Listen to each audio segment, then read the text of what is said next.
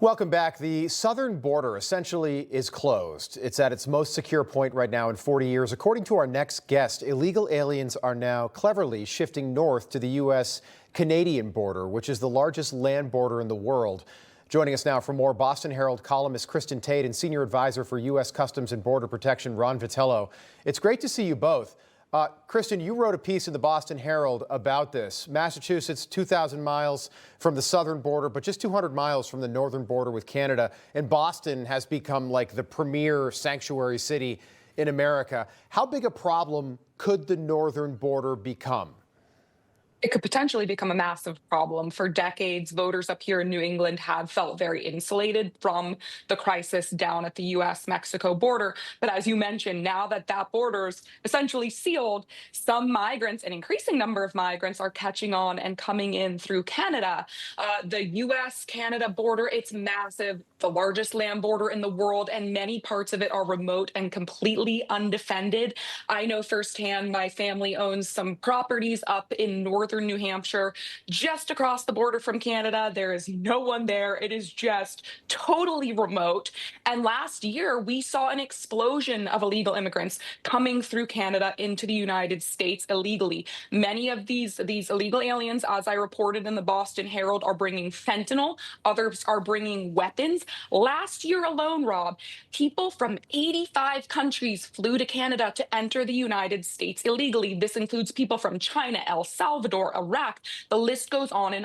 And of those crossers, 358 of them were known or suspected terrorists. So this could become a big problem. Okay, Ron, you're there.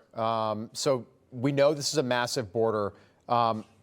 Justin Trudeau cooperating plays a role in this because these people, as Kristin said, are flying from all over the world to places like Montreal, Ottawa, and Toronto, and then trying to cross the border. And it's a much more porous border to the north. No wall, very little border protection up there. It hasn't been prioritized because it hasn't been a problem. How big a problem could this become? Well, it certainly bears watching, right? What Kristin talked about is that the policy is right now. The nonsense of encouraging people to come into the United States, because even if they're caught by Border Patrol, northern or southern border, 85% of them were released under the Biden administration. That nonsense is over. So if people cross the border, whether north or south, they are likely to be apprehended. If they're not apprehended and they get found in the U.S. by ICE, they're going to get apprehended and prosecuted and sent home very quickly. And so we're all focused on this. Canada is leaning in. A couple of reasons for that. You have leadership in the form of the president in the Oval Office with the tariff regime. You have Kristi Noem at the Department of Homeland Security is engaged with her counterparts in Canada to make sure that their immigration policies, to make sure that their border is surveilled on their side and helping us do that work.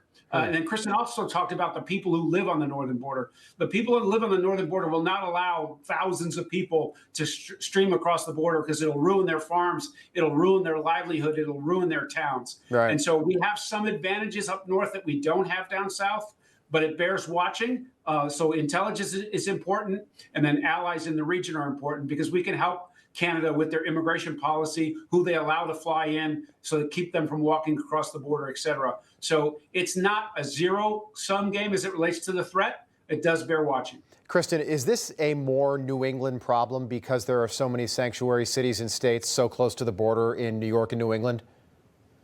Yeah, I think the sanctuary cities are absolutely incentivizing would-be illegal immigrants. It's also just a much easier trip if these migrants can manage to fly to Canada. I mean, the trip from the south is just treacherous, especially in the summer when the heat gets dangerously hot.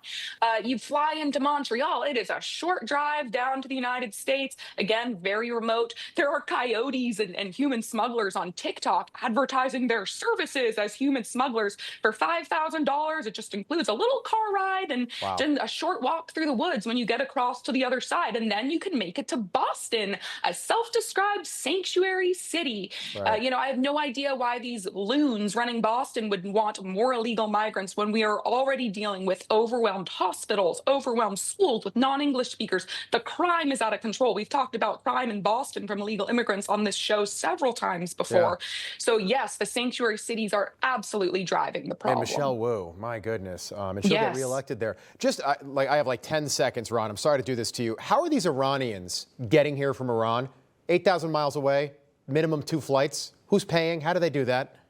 Yeah, the smuggling network, their own government, perhaps. And then you have feckless policies under the Biden administration, which was encouraging this activity. So, again, we have to understand those risks and move out smartly and do what we are doing in the interior as well. All right.